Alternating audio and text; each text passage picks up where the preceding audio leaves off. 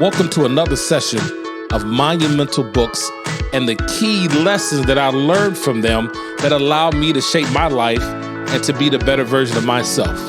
And today's book that we will be discussing is The Ego is the Enemy, written by Ryan Holiday.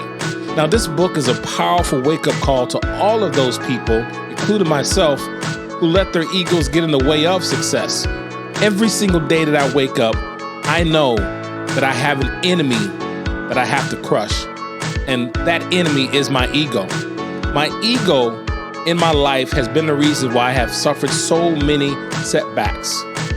Now, this book challenges the reader to confront their own egotistical tendencies and learn to put them aside to achieve greatness. This book emphasizes the importance of humility, hard work, and self-awareness in overcoming the destructive nature of the ego. This book is a must-read for anyone looking for a break free from the shackles of their own pride and reach their full potential. So are you ready to conquer your own ego and become the master of your own destiny? Now, what I will do is summarize 5 key lessons that I learned from The Ego is the Enemy. And stay tuned, because at the end of these lessons, what I will do is I will actually go through historical examples of when this happened to people that you've heard about. Lesson 1, the ego is the enemy of progress. Throughout the book, it emphasized that ego hinders our ability to grow and improve. It blinds us to our own faults and prevents us from learning from our own mistakes. By recognizing and overcoming our ego, we can free ourselves to achieve our true potential. Every time that I think back to when I was not successful, it came down to my ego. Lesson number 2, ego is the enemy of relationships. Now, we all have relationships, whether they be romantic, whether they be friendships, whatever they be, but we've had relationships that have failed. Lesson 2 demonstrates that the ego often gets in the way of building strong and meaningful connections with others. And life is about building connections. Life is about connecting with others and being able to see in them more of ourselves. It creates a barrier between us and those around us when we allow ego to get in the way. It makes it very difficult to truly empathize and connect with others. In my own life, when I have had failed relationships, it truly came down to my own ego. My inability to see my own faults, my inability to be unselfish. And I'm sure when you think back to your own life, it was yourself that allowed the ego to get in the way, that didn't allow you to see who you were actually trying to connect with, that allowed you to treat them better. Now, by letting go of our egos, we can cultivate deeper and more meaningful and fulfilling relationships. Lesson 3, the ego is the enemy of success. Now, we all want to be successful in life, and we can all think back to when we wasn't successful. And what success looks like depends on what your goals are. It depends on what drives you. It depends on what you define to be your purpose. But when you allow ego to get in the way, this ego can lead us to make decisions about our future goals based on pride rather than what is best for our long-term goals. Now, a lot of times people want to be a creator. And when you go into this particular realm, you won't see success. And if you allow your ego to get in the way, you'll just quit. Because ego can cloud our judgment. It can lead us to take unnecessary risk or make impulsive decisions because we didn't get what we wanted immediately. But by checking our ego at the door, we can make more rational and strategic choices that will ultimately lead to greater success. In life, when you want to be successful, you have to take a process-focused mindset rather than being result-driven. Because when you focus on the process and you fall in love with the process, you understand that the results are not something that you will strive for, because a lot of times those results takes time. But when you embrace the process, you are essentially taking your ego and checking it at the door of success. Lesson 4, The ego is the enemy of resilience. Throughout my podcast, throughout my summarizations, I talk about resilience and how important it is, and how we got to look at every single failure and look at it as an opportunity to learn from it. Quite often, most of my successes, if not all my successes, have been built on failures.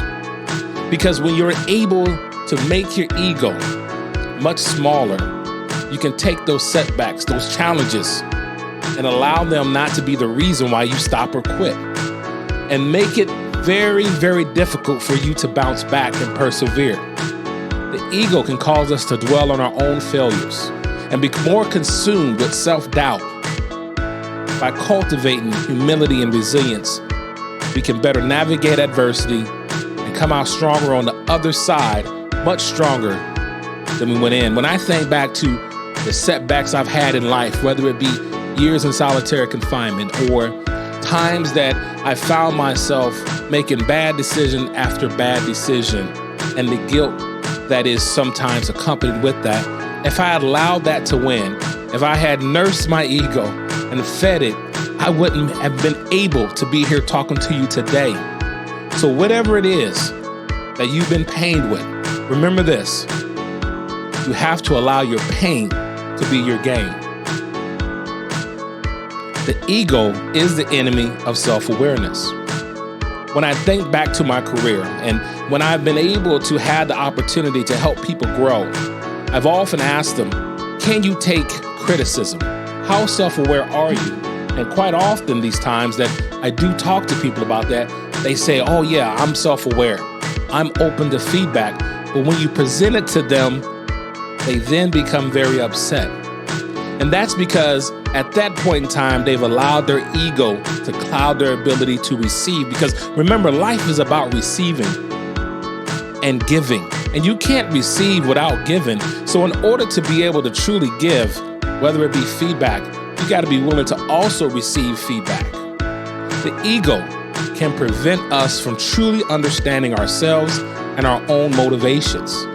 It will, and quite often, distort our self-perception and prevent us from seeing our own flaws and weaknesses. We know somebody like this to this day, as you head off to work, who is truly unaware of themselves. And that person could be the man or the woman in the mirror. But the key is to be able to truly look at ourselves for who we are. And by practicing self-reflection and humility, we can develop a much deeper sense of self-awareness and grow into our best selves. So be truly 100% ready to accept feedback and be willing to give feedback, because to give is to receive and to receive is to give.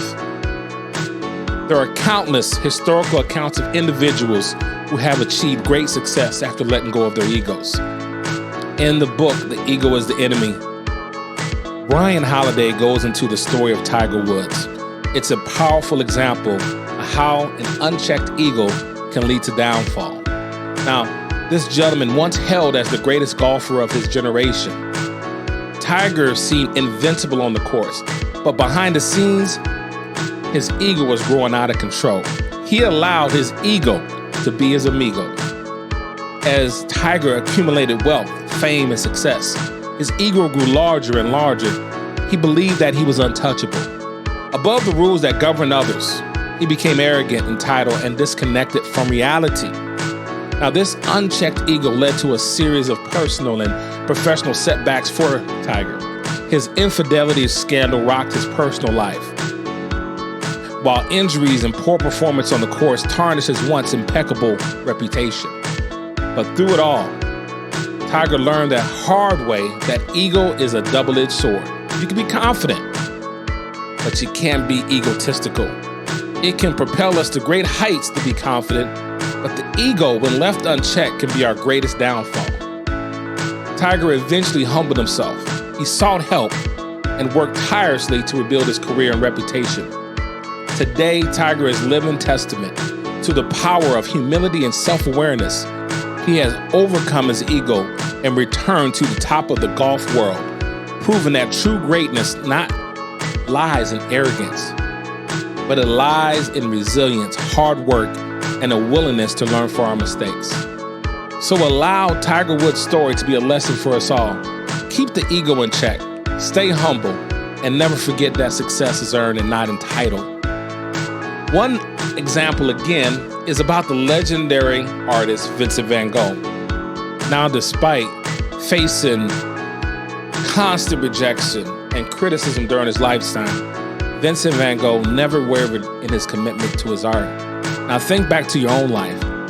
When you've been successful, a lot of times people told you that you couldn't do it. You couldn't make it, but you did, because you were committed and you didn't allow yourself to be weighed down by other people's comments. And Vincent van Gogh, he didn't waver either. And it wasn't until he stopped seeking validation from others and focused solely on expressing himself and being authentic that his work began to garner recognition and acclaim. Another inspiring figure is Mahatma Gandhi, who famously led India to independence through nonviolent resistance. His humility and his selflessness were key to his success, as he put the needs of his people above his own desire. And by relinquishing his ego and embracing a philosophy of love and compassion, Gandhi was able to inspire millions and bring about monumental change. He inspires people to this very day. He inspired Martin Luther King and so many others. Now, when you look into the world of business, we can look at Steve Jobs as a prime example of someone who found success by shedding his ego. Now, he was actually fired from Apple in the 1980s. He embarked on a journey of self-discovery that ultimately led to his return to the company and then being able to create groundbreaking products that we use today, like the iPhone and iPad. By letting go of his need for control and perfection, he was able to tap into his true creativity and innovation.